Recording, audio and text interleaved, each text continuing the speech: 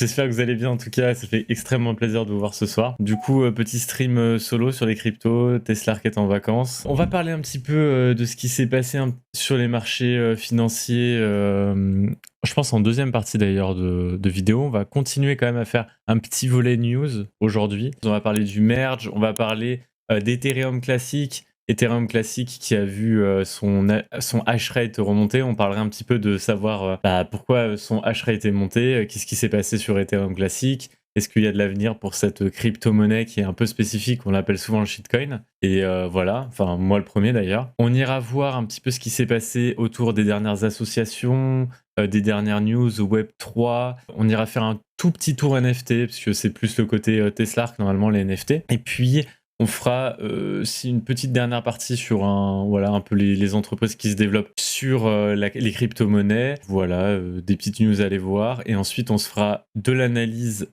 chartiste. On essaiera de faire le récap un peu de ce qui s'est passé en termes de macro. On essaiera de suivre aussi ce qui est en train de se passer avec le discours de la Fed.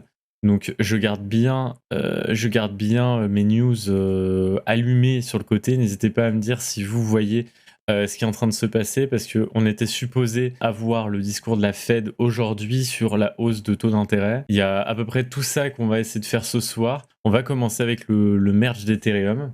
C'était un peu la grosse news de la semaine dernière. On l'a vécu quasiment en direct. On avait une émission le mercredi soir. Le merge s'est déroulé et a été fait avec succès à 8h19, quelque chose comme ça du matin le jeudi. Donc le merge, c'est quoi? Alors attendez, je vais vous afficher mon écran. Ethereum était sur une blockchain basée sur la preuve de travail, la proof of work.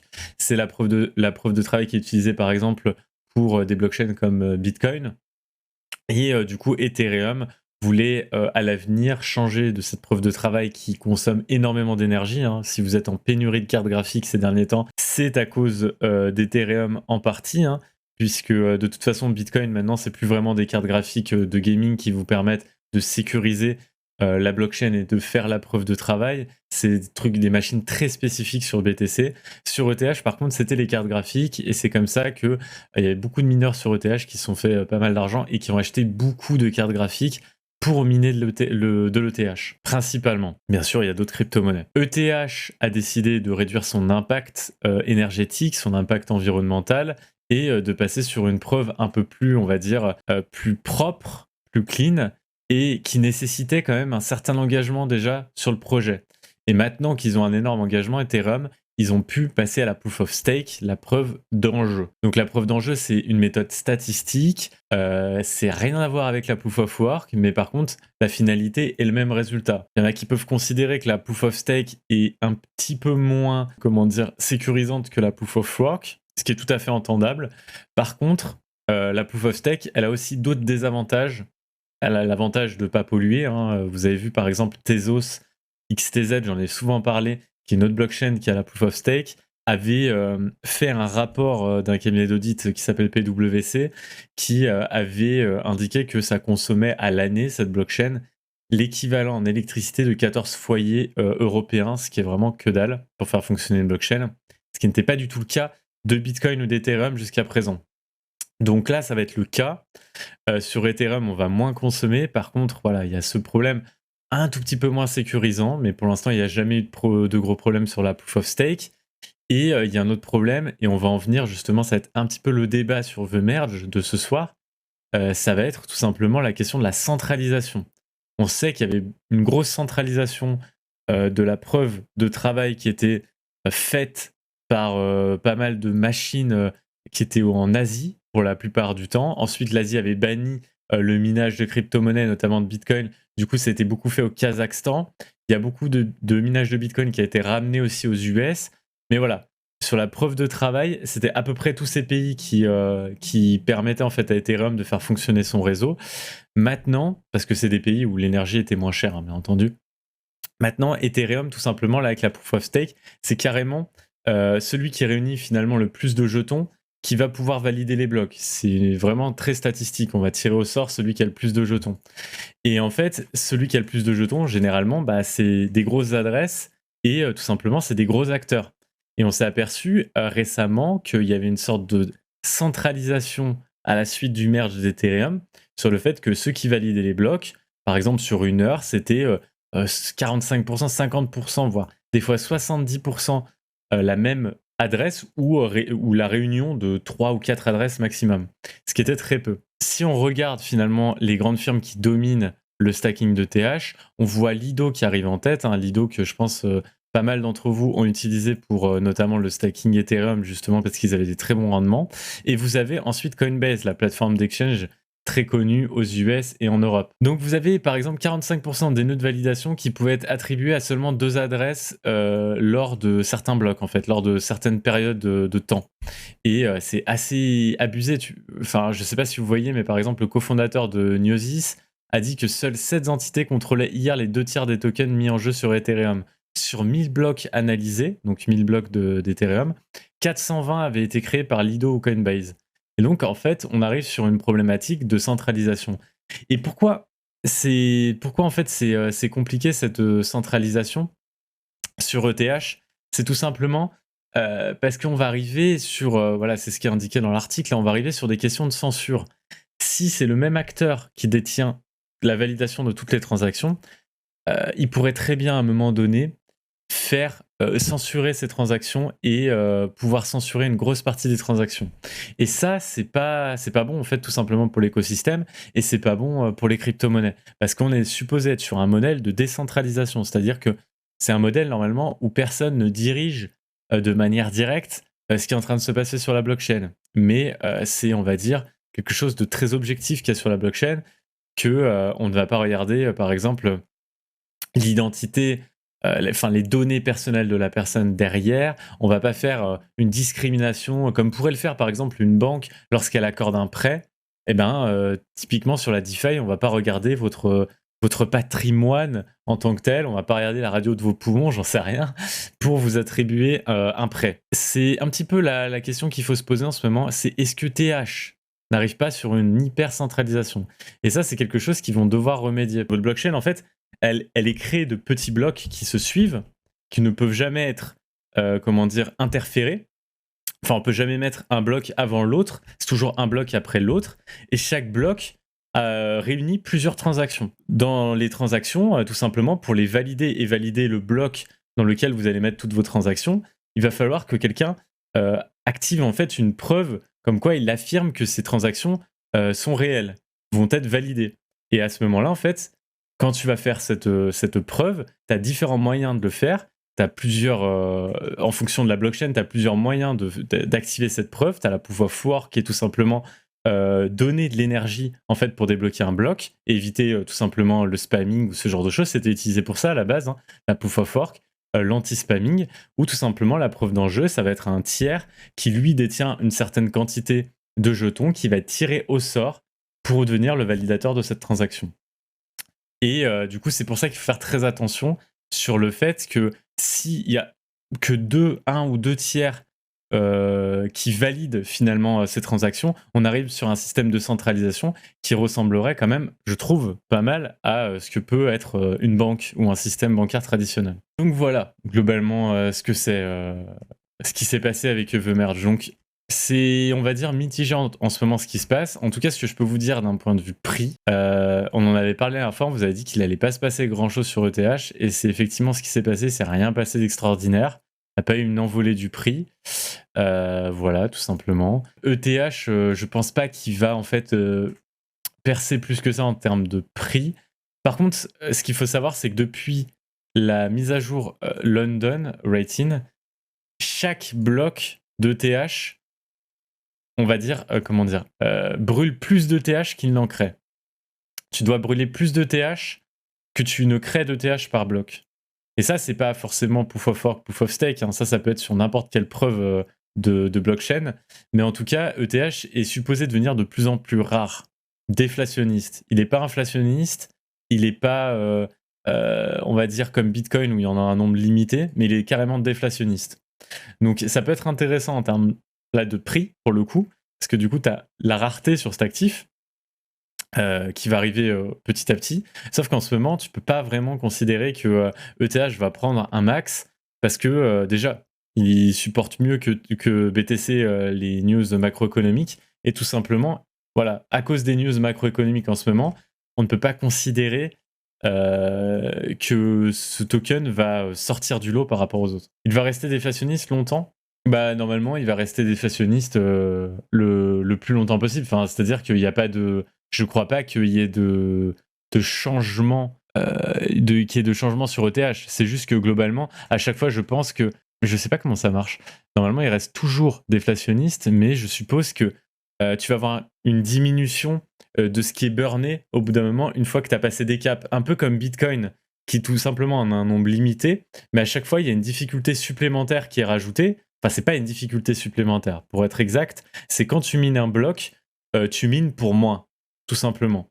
Et c'est-à-dire que typiquement, c'est la même difficulté pour débloquer un bloc, la même énergie utilisée, on va dire. Et par contre, tu vas récupérer moins de Bitcoin par bloc. Donc, il va devenir de plus en plus rare. Donc voilà, normalement, il est supposé rester déflationniste jusqu'au bout, sauf que la quantité doit varier au cours du temps, quoi. Ouais. Ouais, bah, c'est ça. La quantité de déflation varie au cours du temps. Alors, la quantité bornée est décroissante. Il y a eu une sorte de fork qui a été créé sur ETH, c'est-à-dire que il y avait des personnes qui n'étaient pas d'accord pour que ETH devienne une proof of stake et ont voulu continuer le réseau sous forme de proof of work. Donc vous avez Ethereum proof of work qui existe. Et typiquement, on vous avait dit que vous alliez recevoir sûrement des ETH de cette blockchain qui resterait proof of work. Et c'est ce qui s'est passé. Personnellement, je les ai eus. Et je crois que le jour, j'ai regardé le cours du jour où il y a eu le merge. Et je crois que ça valait 10 dollars, pour vous donner une idée. On m'a donné l'équivalent de ce que j'avais en ETH POW, et ça valait 10 dollars un ETH POW versus le ETH qui est maintenant en proof of stake, qui vaut 1300 dollars. Donc vous voyez que ça n'a pas forcément fonctionné, et je vous avais dit que ça allait faire sûrement un flop avec Tesla qui est voilà. Parce qu'il y a déjà eu un premier hack sur ce réseau Ethereum Proof of Work, qui je pense pas va être beaucoup utilisé, hein. Il est vraiment utilisé actuellement pour, je pense, rentabiliser les cartes graphiques que beaucoup de mineurs avaient achetées. Ils voulaient conserver ça parce que c'est en train d'éclater leur business. Et du coup, d'où j'arrive à mon point que je voulais vous expliquer tout à l'heure. Le hash rate qui a augmenté sur Ethereum Classic. Ethereum Classic était déjà un fork d'Ethereum à la base. Ethereum Classic qui est vraiment maintenant un peu l'Ethereum de base, l'original. Et Ethereum Classic, c'est un peu un shitcoin parce qu'il se passe rien dessus. Il se passe vraiment rien dessus. Et là, le hash rate, donc la quantité d'énergie qui a été utilisée, pour faire simple, sur Ethereum, pour alimenter la blockchain en proof of work, a complètement éclaté sur Ethereum Classic ces derniers temps. Je pense qu'il y a beaucoup de personnes qui farmaient tout simplement en proof of work l'ETH avec des cartes graphiques, qui vont basculer sur Ethereum Classic pour essayer de trouver du rendement. Et la question que je me pose, d'un point de vue purement spéculatif, parce que Ethereum Classic ne m'apporte rien en termes de crypto-monnaie personnellement, m'apporte rien dans l'écosystème blockchain, je ne l'utilise pas du tout. Mais d'un point de vue spéculatif, Ethereum Classic, on sait qu'il fait des pics. Vraiment, c'est assez hallucinant. C'est un token qui a des pics comme ça de volatilité, d'un coup qui partent assez violemment. Vous voyez qu'on a des pics comme ça qui arrivent sur ETC. Et je me suis posé la question, avec tout ce qui est en train de se passer sur le fait que les mineurs vont pas quand même claquer leur carte graphique comme ça pendant les 2 prochaines années, ils vont forcément faire quelque chose de leur carte graphique. Et je me demande si quand même il va pas y avoir du hash rate assez important sur ETC qui pourrait relancer le cours d'ETC. Mais le problème, c'est que pour relancer le cours d'ETC, il faut quand même qu'il se passe des choses sur la blockchain. Pour l'instant, il se passe rien. Après, on a vu des tokens comme Cardano, il se passait rien sur la blockchain, c'était de la pure spéculation sur ce qui allait passer, et qui sont arrivés troisième crypto-monnaie du marché. Donc, je me pose la question, d'un point de vue purement spéculatif, bête, pari, tu vois, genre, est-ce que ETC, ça serait pas intéressant de placer quelques billes juste comme ça, par pure spéculation sur un pari, quoi. Je pense pas qu'ils vont partir sur d'autres cryptos. Bah, en fait, ils peuvent partir sur plusieurs cryptos. Il y a par exemple Flux, si je dis pas de conneries, tu dois utiliser des cartes graphiques. T'as des cryptos comme ça. Mais le problème, c'est que est-ce que les gens. Parce qu'il y en a plein qui achetaient Ethereum classique à l'époque parce qu'ils pensaient que c'était Ethereum. À chaque fois, on a eu des pics comme ça sur Ethereum classique qui sont assez violents. Tu ne savais pas pourquoi. Genre, par exemple, typiquement, ce pic sur Ethereum classique, c'est un 4280%. c'est un fois 43. Donc c'est juste n'importe quoi. Et je me posais la question avec le fait que Ethereum ne soit plus supporté du coup par les acteurs qui ont des cartes graphiques normales, hein, Proof of Work, Proof of Stake, hein, est-ce qu'il n'irait pas sur ETC et du coup créerait pas une hype du retour d'ETC? ETC va forcément pump à un moment donné. Il pump tout le temps. À chaque fois, il y a le retour d'ETC. Tu ne sais même pas pourquoi lors d'une phase de bull run. C'est une certitude. Après, moi, je pense pas que ce soit intéressant d'acheter maintenant. Hein, je vous le dis pas tout de suite de l'acheter maintenant parce que ETC, il peut largement se reprendre à 57% ici, voire c'est de toute façon un token qui est globalement mort. Il se passe rien dessus. Mais je dis que c'est quand même intéressant d'envisager la possibilité que dans son mouvement de continuation haussière sur un bull run, je pense qu'il va arriver ce moment où il y aura un pic sur le bull run, ça sera un pari un peu comme le Shiba, comme ce genre de token. Est-ce que ça serait pas plus intéressant de mettre maintenant parce que tu sais qu'il n'y a pas de fondamental forcément derrière, mais tu as potentiellement les mineurs, les anciens mineurs ETH qui seraient dessus. Voilà à peu près le raisonnement que je voulais vous montrer ce soir. Je suis pas du genre normalement à acheter des shitcoins, des trucs comme ça, mais ETC, est-ce que maintenant ça va être un shitcoin? Oui, parce qu'il n'y a rien, mais il y aura un chouïa plus de fondamental en se disant que tout simplement les mineurs Ethereum qui n'ont plus d'utilité sur leur carte graphique vont peut-être vouloir aller sur ETC. Franchement, c'est tiré par les cheveux, on est bien d'accord. Enfin, je trouve que ça vaut la peine de se poser la question. Il y a tout simplement en Égypte, je ne sais pas si vous avez vu, c'est un des pays qui interdit le plus les crypto-monnaies. Et notamment, vous avez des sanctions qui peuvent aller jusqu'à 51 000 euros parce que c'est 10 millions de livres égyptiennes si tu trades des crypto-monnaies. Tu n'as pas le droit d'en détenir, tu n'as pas le droit de faire de l'émission de crypto-monnaies, tu as le droit de rien faire en fait. Et ça peut aller jusqu'à si je dis pas des conneries, des peines de prison, quoi. C'est vraiment n'importe quoi, dont de la prison. Alors je sais pas jusqu'à quel stade, hein, la prison, parce que c'est pas forcément expliqué, il me semble, dans leur article, mais je trouve ça assez hallucinant. Et pourquoi? Parce que c'est un État avec un gouvernement qui respecte la religion de l'islam, et tout simplement, dans la religion de l'islam, apparemment, il serait interdit de toucher aux crypto-monnaies. Malgré qu'il y ait de plus en plus de gouvernements qui commencent à être un peu plus laxistes avec les crypto-monnaies, notamment avec l'arrivée des monnaies émises par les banques centrales. Et ça, c'est intéressant. On en avait déjà parlé, mais on en reparlera, je pense, à un épisode. Il y a Opera, du coup, qui va intégrer nativement plusieurs wallets, dont MetaMask. Donc, ça sera plutôt pratique, j'ai l'impression, pour que tu puisses avoir directement, ici, vous voyez, votre wallet intégré à votre navigateur. Vous voyez, moi, c'est des extensions à chaque fois sur Brave ou sur, comment vous appelez ça, Chrome. Et du coup, là, par exemple, moi, c'est Atom, c'est Polkadot, c'est Maillard, c'est MetaMask. Et là, sur Opera, vous aurez déjà pas mal de wallets qui seront nativement sur votre navigateur. Je trouve ça l'idée plutôt bonne. Hein. Je pense qu'il y en a de plus en plus qui vont faire ça. Ce qui est marrant, c'est que même l'application de DeFi PancakeSwap, c'est cette application. Voilà, tous mes cakes, moi, sont stackés ici. Hein. Grosse association. La BNB Chain, justement, sur laquelle vous trouvez PancakeSwap et qui est la blockchain de Binance, un acteur centralisé, qui décide de s'associer à Google Cloud. Google Cloud, j'ai trouvé ça assez étonnant parce que finalement une blockchain qui est supposée être décentralisée, malgré que ça soit une blockchain centralisée vu que c'est un acteur centralisé qui la détient, Binance qui est le plus gros broker, eh ben, il s'associe avec un autre acteur centralisé, Google, qui pourrait les aider notamment à héberger les serveurs de la blockchain. J'ai trouvé ça inquiétant à l'image de la centralisation d'ETH parce que on n'arrive pas à décentraliser. C'est-à-dire que l'utopie que je me faisais du Web3 et que je vous expliquais, on est en train de toucher les limites. Vous voyez qu'il y a de plus en plus d'acteurs qui vont quand même sur des personnes centralisées.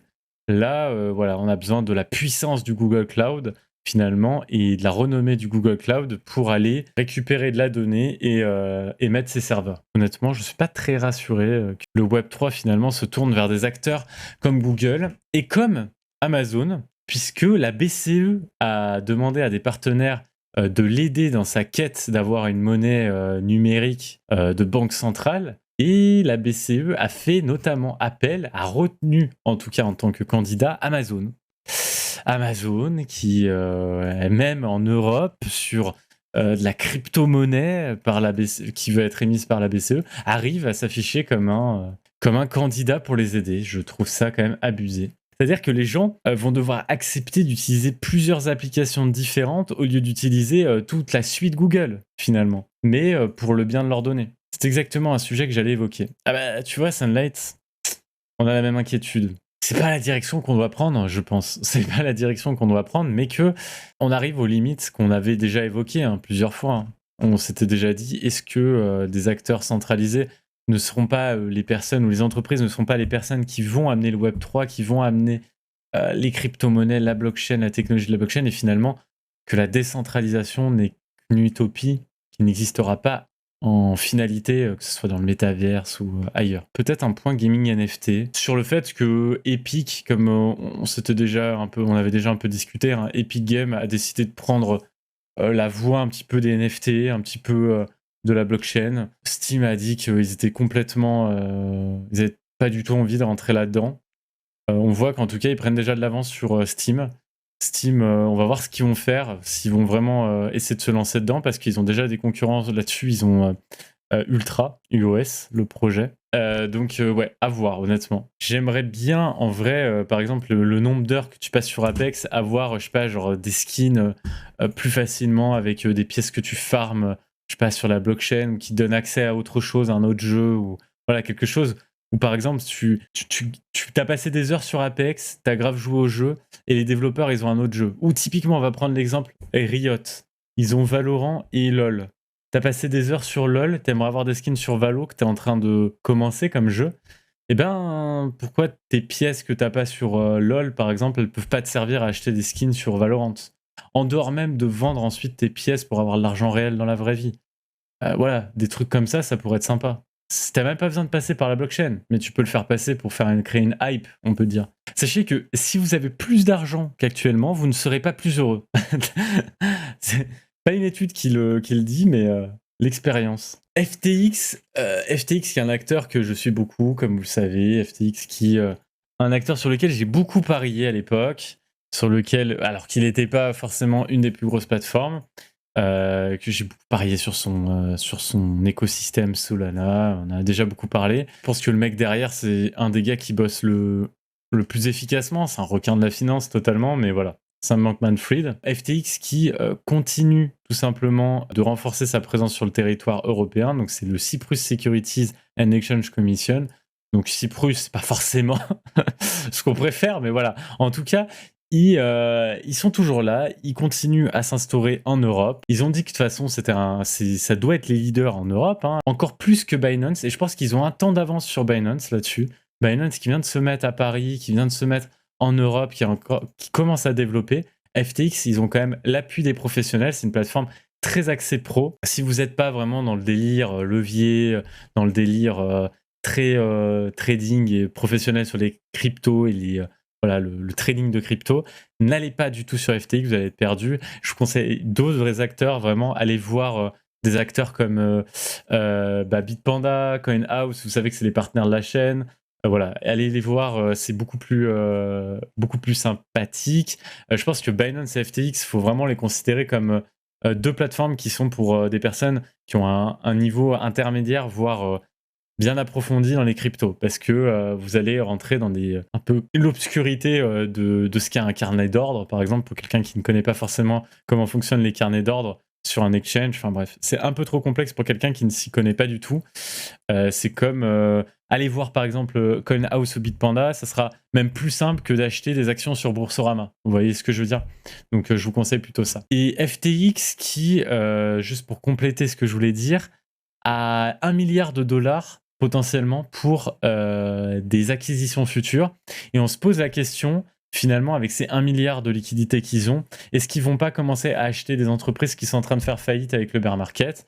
Ça, c'est à voir, honnêtement. Je pense que de toute façon, c'est obligatoire. FTX va faire des acquisitions. On l'a vu avec Robinhood, par exemple. Ils ont fait des grosses acquisitions ces derniers temps. On l'a vu avec Robinhood. Ils voulaient acheter d'autres acteurs dans la crypto-monnaie. Donc, ça ne m'étonnerait pas qu'ils continuent en ce sens. Et vu le mec qu'il y a derrière, je pense qu'ils vont s'étendre et ça va devenir une des plus grosses plateformes. Je sais pas si elle passera devant Binance. En tout cas, ce que je peux vous dire, c'est qu'FTX, elle sera pas loin de Binance et Coinbase. En tout cas, un acteur à regarder encore de nouveau. Allez voir son écosystème si vous connaissez pas assez Solana, si vous connaissez pas par exemple le token adossé à FTX et le FTT. Allez voir le reste de l'écosystème Solana avec Serum par exemple qui a été fondé pareil par le créateur tout simplement de FTX et de Solana. Sam Bankman-Fried. Je vous encourage. On va passer un petit peu sur ce qui est économie et analyse financière, analyse des marchés. Petit point sur le roi des rois, qui n'est pas Bitcoin, mais qui est bien le S&P 500, l'indice de référence du monde occidental, des 500 plus grosses entreprises américaines. C'est l'indice qui, globalement, dirige tout. Données journalières, pour voir un petit peu ce qui est en train de se passer. Et j'ai l'impression que là, on est en train de récupérer un petit peu. Aujourd'hui, je vais reprendre les points macro qui sont supposés arriver. Donc, calendar, ici, je reprends les petits points. Aujourd'hui, mercredi 21 septembre, c'est la rentrée scolaire de la Fed. La Fed, c'est la Réserve fédérale américaine. C'est la banque centrale américaine. Et elle doit aujourd'hui nous donner sa décision sur le taux d'intérêt directeur des États-Unis. Donc, pour rappel, quand vous avez une inflation trop importante, parce que les taux d'intérêt directeur sont trop bas, voire négatifs, ce qui s'est passé notamment en Europe, c'est-à-dire qu'on prêtait de l'argent à des taux négatifs, c'était devenu n'importe quoi, on imprime trop d'argent, on dilue l'argent, et finalement, votre argent, il y a de l'inflation parce qu'elle ne vaut plus rien, il y a trop de billets en circulation. Vous allez augmenter vos taux directeurs en tant que banque centrale pour essayer de limiter cet impact inflation et tout simplement limiter l'inflation, faire redescendre l'argent en circulation dans un sens.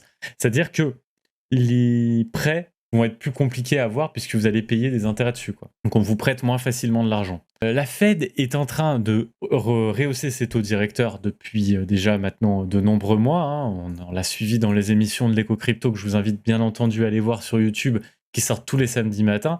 Je fais quand même un point très complet sur l'économie de la semaine, sur les décisions macro, les décisions de marché US, marché européen avec CAC 40 et crypto, bien entendu, BTC, ETH et un altcoin. Et tout simplement, aujourd'hui, on attendait à minima une hausse de 0,75 points, vu que les chiffres de l'inflation étaient très mauvais. C'est pour ça qu'on a complètement craché ces derniers temps. La journée du 13 septembre, ici, c'est la journée où on nous a dit que l'inflation était à 8,3. Préalablement, elle était à 8,6 au mois de juillet, 8,3 du coup au mois d'août, parce que les chiffres de septembre, c'est les chiffres du mois d'avant, mois d'août, alors qu'elle devait descendre à 8,1 selon les prévisions. Donc le marché l'a très mal pris. On s'est dit on n'arrive pas à ralentir l'inflation, donc on va avoir de nouvelles hausses de taux directeurs et les marchés sont dans la merde et on ne va pas supporter les actifs risqués. En tout cas, on sait que les États vont pas supporter les actifs risqués puisqu'il y a une inflation énorme et leur but c'est de limiter cette inflation pour leur monnaie nationale. Donc les marchés risqués ont eu peur et pour se dérisquer, ils ont sorti des actifs risqués. BTC en empathie, le S&P 500 en empathie. Les chiffres de l'inflation qui sont sortis le 13 septembre, on savait que la rentrée de la Fed, la petite rentrée scolaire où ils vont arriver avec leur cartable pour discuter, c'était le 21 septembre, c'était aujourd'hui même. Et donc du coup, ils devaient discuter du taux d'intérêt qu'ils allaient amener. Ils ont discuté avant, mais ils allaient l'afficher publiquement. Et on se disait que si le taux était à 0,75, ok, le marché va l'encaisser pas forcément bien, ça va pas repartir, c'est potentiellement encore la faillite des marchés, on va voir. On a perdu déjà le niveau des 3900 qui sont hyper importants. Mais si les taux passaient à 1 point, ce qui était possible, il y a une possibilité, il y a 18% de chance que ça passe à 1, en tout cas c'est ce que le consensus nous a dit, parce qu'il y a des stats qui sont faites là-dessus. Et bien là, je pense que c'est retour à 3300 sur le S&P 500 et Bitcoin, c'est retour à 14K. Je vous le dis direct, retour à 14K. Pourquoi 14K 14K, c'est l'ancienne résistance de juin 2019. Je ne pense pas que Bitcoin ira à 10K, tout le monde attend ce chiffre rond. Je pense qu'on s'arrêtera à 14K. Taux relevé de 0,75 points source Le Figaro. Ok, il y a longtemps ou pas ? C'est pas la fin C'est pour ça que les marchés appréhendent mieux là depuis quelques minutes. Vous allez voir, on va regarder en time frame plus courte. Attendez. Si on se met en 30 minutes... L'article sort il y a 23 minutes, donc il y a à peu près 30 minutes, on est d'accord. Le marché est en train complètement de couler là, juste avant la décision, et juste après la décision, il augmente. Donc ouais, c'est à peu près logique ce qui est en train de faire le marché. Après, est-ce que ça veut dire, vu qu'on n'a pas fait les 1 point de base, est-ce que ça veut dire que c'est gagné pour autant ? Moi, j'ai des difficultés à dire oui, hein. En fait, tant que le marché ne récupère pas ses 3009 sur le S&P 500, ça me paraît compliqué. Si on clôture en dessous des 3009, je suis pas hyper serein, moi, honnêtement, sur le S&P 500. C'est-à-dire quoi, clôturer? En fait, un cours de bourse, il a une ouverture et une fermeture. L'ouverture, en fait, vous avez des horaires sur lesquels vous pouvez trader sur un cours. Par exemple, si tu veux acheter des actions par le biais de Bourseau ou n'importe quel broker, tu vas devoir acheter une action, par exemple, du S&P 500, une action Tesla. Tu vas pouvoir l'acheter peut-être quand tu veux, mais ton ordre va être passé qu'au moment de l'ouverture du marché. Parce que les marchés sont réglementés. Ils ont une heure d'ouverture et une heure de fermeture. Et ce que les bougies retracent ici, c'est une journée, par exemple. Là. Non, là, c'est une semaine. Là, c'est une journée.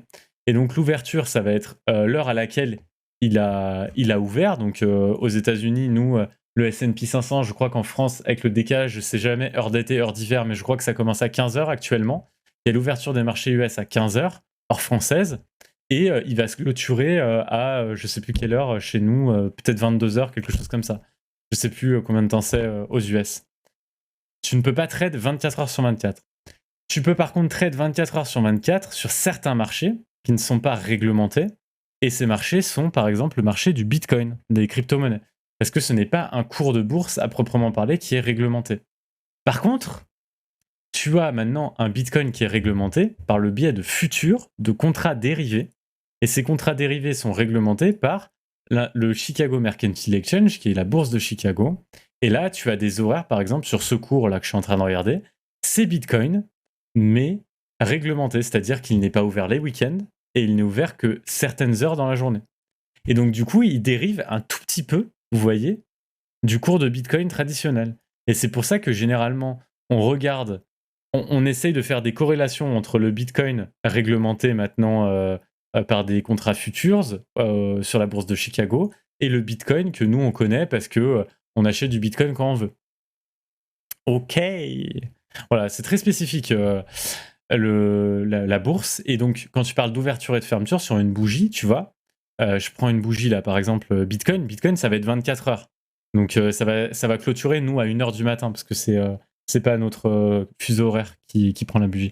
On voit sur les bougies aussi que certains marchés reprennent là, où ça se clôture la veille, alors que d'autres non. Exactement.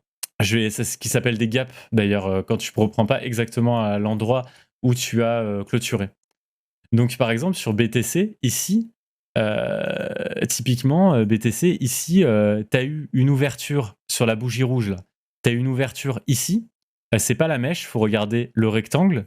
Vous regardez le rectangle, le début du rectangle, et ta fermeture, elle a été en bas du rectangle, ici. L'ouverture ici, elle a été au même niveau que la fermeture là, et elle est en train de se fermer ici. Mais elle n'est pas totalement terminée, cette bougie. C'est la bougie en cours.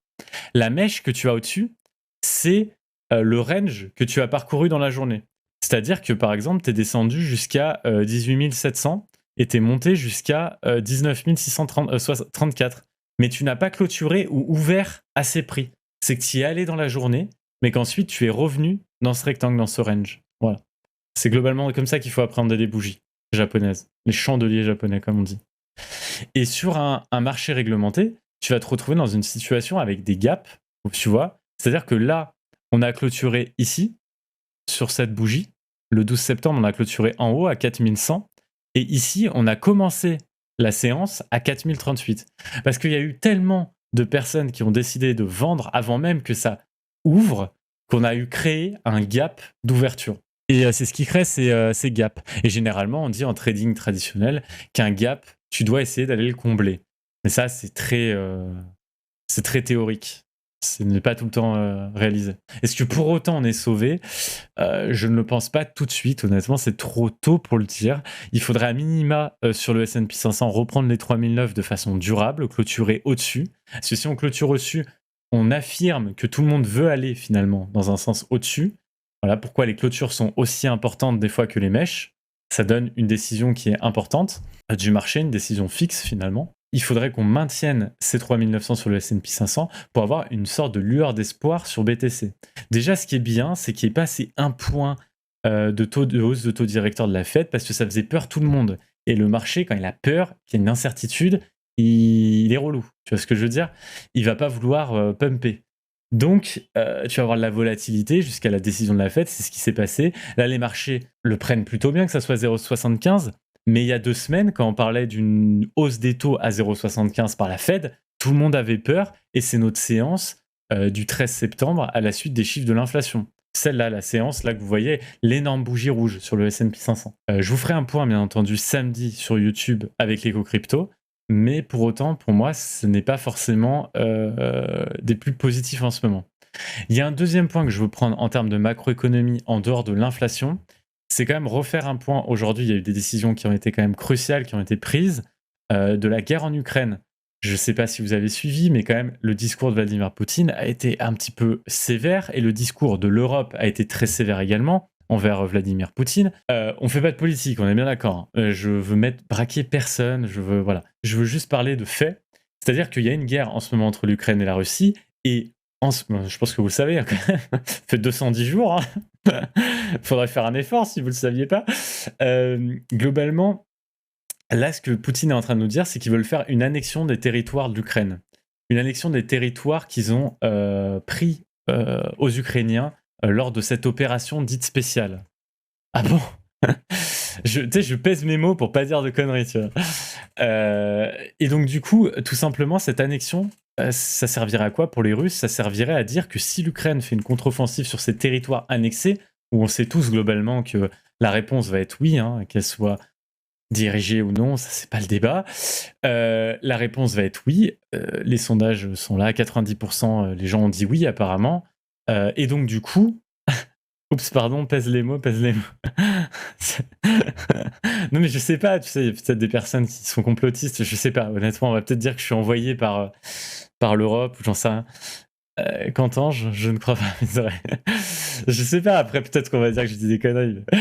Et donc du coup, qu'est-ce que ça veut dire? Ça veut dire que voilà, l'Ukraine, s'ils attaquent, il y a une contre-offensive et que c'est les pays européens qui les aident finalement à faire cette contre-offensive, eh ben, Poutine, il est en train de nous dire qu'il utilisera n'importe quel moyen pour défendre son pays. Donc il y a de nouveau des tensions qu'on avait déjà bien, des bonnes grosses tensions hein, avec le gaz, avec la guerre là-bas. Ce que je veux dire, c'est que les conditions fondamentales et les conditions macroéconomiques actuelles, entre inflation persistante, guerre en Ukraine, augmentation des taux directeurs, non pas qu'aux US, mais maintenant en Europe, parce qu'on est en retard et que l'euro a jamais été aussi faible par rapport au dollar, on revient à des niveaux historiquement bas. Et là, le contexte Bitcoin, c'est pas ça. C'est-à-dire que Bitcoin, pour l'instant, il n'a pas la capacité d'être une classe d'actifs à lui tout seul, à part.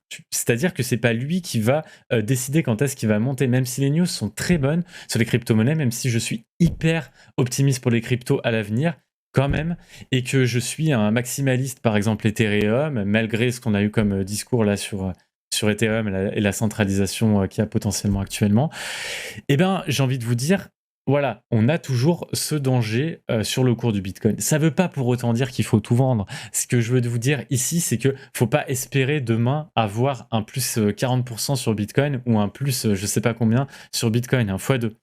Il faudra être patient, les amis. Il faudra faire attention. Faites attention à ce que vous faites en investissement. Pensez aussi, et ça c'est un conseil de vie, pensez aussi à l'argent que vous mettez de côté pour vivre, parce qu'il y a potentiellement des temps difficiles qui nous attendent. On y est déjà. Donc faites attention, n'investissez que ce que vous pouvez investir. Pensez à économiser votre argent aussi pour vivre tous les jours. Et ce n'est pas... et arrêtez d'écouter les personnes qui vous disent qu'il faut soit levier 100 sur un short, levier 100 sur un long. Arrêtez ces conneries. C'est un message du fond du cœur qui vous est dit ici. Sur BTC, on peut aller voir vite fait les niveaux qu'il faut tenir. Vous voyez qu'en ce moment, on est en train de jouer, et c'est chirurgical, cette trendline de support qu'on a depuis notre plus bas du 18 juin 2022. Cette trendline, on a eu notre première touchette en 18 juin 2022 et là, le 7 septembre 2022. Pour moi, c'est la nouvelle trendline à respecter. On l'a traversée cette journée du 19 septembre qui a été hyper volatile. Maintenant, il faut qu'on tienne cette trendline. Vous voyez que quand même le marché avait sacrément clôturé au-dessus et que là, actuellement, c'est cette trendline qui est en train d'être touchée. C'est globalement le niveau des 18 700 qu'il faut tenir. En dessous des 18 700, je pense qu'on va se faire un petit peu peur. il y aura tout simplement le support de nos fameux 17 500, 17 600 qui a été notre plus bas en juin 2022. Si on ne repart pas là, pour moi, c'est vraiment direction, les amis, c'est direction les 14K. Parce que, en fait, tout simplement, ici, ce qu'on est en train de créer, c'est une pattern de double bottom. C'est-à-dire que ici, vous allez avoir une sorte de W. Vous avez une sorte de W qui est en train de se créer. Un double bottom, on peut pas avoir un pic comme ça, on peut pas en fait avoir ça. OK? Ça n'existe pas en double bottom. C'est ça qui existe en double bottom ou ça. C'est-à-dire que votre deuxième boss, elle doit pas être plus basse que la première. OK? En figure chartiste classique. Elle doit être plus haute que la première. Elle doit pas tomber, elle doit être enfin, son bottom doit être moins important ou il doit être équivalent. Et c'est pour ça qu'il va falloir faire attention, c'est parce que, si on descend en dessous de ce niveau des 17 600, on ira forcément plus bas. Et moi, les niveaux que j'ai calculés, ici, c'est des supports qu'on avait calculés bien avant cette descente. Et je vous avais calculé ces supports entre 17 444 et 16 000, qui est en fait tout simplement des supports de clôture qu'on a vus sur l'ancien ATH. C'est comme ça que je les ai calculés. Et les 14 000 ici, qui est notre ancienne résistance de juin 2019, sur lequel je parie énormément si on doit revenir au plus bas. Voilà ce qui vous attend sur BTC. Je ne pense pas du tout à un scénario 10 000 ou 3 000 $ sur Bitcoin. Je ne pense surtout pas à un scénario comme ça, et je ne le pense pas depuis le début. Comprendre sur BTC, c'est ces niveaux qui sont très importants. Le niveau des 18 700 qu'on est en train de travailler ici, notre trendline, qui va petit à petit remonter. Ne pas descendre en dessous des 17 600. Dernier carat, sinon c'est direction 14K. Le fondamental, la macroéconomie, si la macroéconomie, par exemple, il y a trop l'inflation, elle est persistante, il y a une augmentation de l'inflation ou une diminution qui n'est pas assez importante de l'inflation malgré les taux d'intérêt directeurs, ou s'il y a un discours agressif de la Fed par une hausse beaucoup plus importante des taux directeurs et que les marchés risquent de ne s'en remettent pas, BTC ira à 14K. Donc il y a plusieurs scénarios pour moi, BTC va à 14K. Scénario technique, scénario fondamental. Bien entendu, il faut prendre les deux en compte, ils sont liés. Fondamental plus important que le technique. Et voilà, tout simplement, actuellement, je vais vous montrer un petit peu en termes d'indicateurs. Moi, je regarde beaucoup Ishimoku, les moyennes mobiles et l'héliotisme, pour ceux qui ne connaissent pas la chaîne. En termes d'Ishimoku, on est sous le nuage, on est sous Kijun, sous Tenkan, on n'a rien de positif à court terme, moyen terme. On n'a rien de positif court terme, moyen terme, long terme. Il n'y a rien de positif. Pareil, en weekly, on est sous Tenkan. On est sous Kijun, on est sous nuage. Tant qu'on ne reprend pas, par exemple, en weekly, les 21 700, il n'y a pas de retournement possible en weekly. En daily, tant qu'on ne reprend pas les 20 500, il n'y a rien de positif en daily tant qu'on ne reprend pas en 20 500. Ça, c'est ce que Ishimoku nous dit. Maintenant, en moyenne mobile, donc il y a plus de latence sur la moyenne mobile, c'est un indicateur qui est latent, qui est un peu laggy. Sur les moyennes mobiles, vous voyez que notre moyenne mobile à 50 et 100 jours, elle continue sa baisse sur BTC. Moyenne 50, vous l'avez en orange, moyenne 100, vous l'avez en vert, et moyenne 200 en rouge. Moyenne 200, j'en parle toujours, mais très importante. À chaque fois, c'est celle qui nous fait le tampon. Et c'est celle qui ne nous permet pas de partir vraiment en bull run. Vous voyez que sur le S&P 500, c'est cette moyenne 200 qui nous a fait défaut à chaque fois. Donc il faut bien la regarder celle-là. C'est une grosse résistance. Sur BTC, si je reviens parce que je m'égare après, sur BTC, je vous avais dit, cette journée ici, c'est bien. On a repris la moyenne 50, la moyenne 100. C'est plutôt positif. Attention, voilà, il y a eu les chiffres de l'inflation. On le savait, les chiffres de l'inflation sont tombés. Le fondamental a fait tomber le technique. Donc c'est pour ça que je vous dis que le technique vient après le fondamental. Un bon trader, c'est un trader qui regarde les actualités. C'est un trader qui regarde ce qui se passe dans l'environnement macroéconomique. Tant qu'on ne reprend pas en moyenne mobile, la moyenne mobile 7, qui est la moyenne vraiment sur la semaine, donc c'est rien. Il faut absolument reprendre au moins ça pour avoir un signe positif sur Bitcoin. Un petit signe positif. Il n'y a rien qui va se passer. La moyenne mobile 7, pour vous dire, elle est à actuellement 19 527. Et ensuite, si on voudrait vraiment avoir un retournement moyen terme sur BTC, on considère qu'il faut généralement, pour avoir un retournement concret, clôturer au-dessus de la moyenne mobile 50. C'est une base de trading, mais basique. Et du coup, c'est la moyenne que vous avez en orange et c'est 21 369. Et on est très loin d'y être, les amis. Donc, c'est pour ça que je vous dis de faire attention sur les marchés crypto. Ça ne veut pas dire pour autant qu'il n'y a pas des bonnes opportunités. Faire attention, pas mettre ses œufs dans le même panier, tous ses œufs dans le même panier.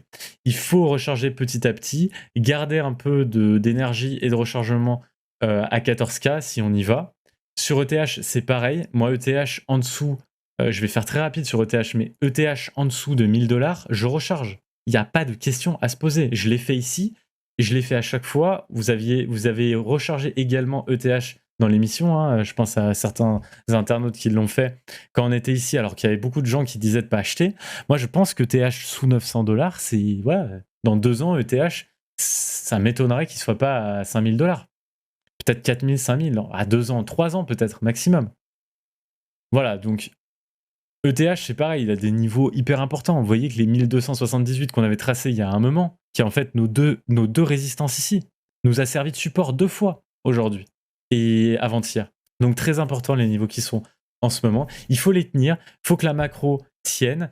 Si la macro tient, on peut peut-être espérer que les marchés se relancent. Si les marchés risqués comme le S&P 500 se relancent un petit peu et qu'il n'y a pas de news vraiment pessimistes en ce moment, et c'est compliqué de se dire ça, parce qu'il y a quand même beaucoup de news pessimistes, notamment avec la guerre, alors on a un petit espoir que le marché se relance dans les 6 prochains mois. Pour l'instant, je n'y crois pas. Mais juste à cause du fondamental. Après, c'est une conviction personnelle du fondamental actuellement dans le monde. Voilà ce que je pouvais vous dire. Je ferai pas plus long. Je pense que j'ai déjà été trop long. On a terminé pour l'atelier crypto. Si vous avez d'autres questions, n'hésitez pas à me les poser. N'hésitez pas également aussi à me les poser en message privé, sur Discord, sur Twitter. Je pense que je suis vachement accessible. Et il y en a pas mal qui peuvent le dire dans le chat. Pour rappel, moi je suis pas analyste financier à la base, hein, je suis fiscaliste, et je le suis toujours. Je suis fiscaliste dans un gros cabinet d'avocats. J'ai travaillé beaucoup avec les fonds d'investissement au Luxembourg. Voilà. C'est pour ça que j'ai cette compétence économique, que je la partage avec vous. Voilà, après, vous faites vos propres recherches, bien entendu, et n'hésitez pas à me poser vos questions si vous voulez débattre ou si vous avez des questions, tout simplement. Il n'y a aucun souci. Les amis, merci en tout cas d'avoir été là jusqu'au bout. N'hésitez pas à nous suivre sur tous les réseaux, à nous follow, ça nous aide vraiment. Je le répète pas assez souvent, mais si vous n'êtes pas follow à Twitch, c'est gratuit, ça nous permet d'avoir plus de visibilité sur la plateforme. C'est pareil sur YouTube, on n'est pas rémunéré pour ce qu'on fait, donc n'hésitez pas à vous abonner sur YouTube. C'est totalement bénévole ce qu'on fait, donc n'hésitez pas, ça fait plaisir. C'est gratuit.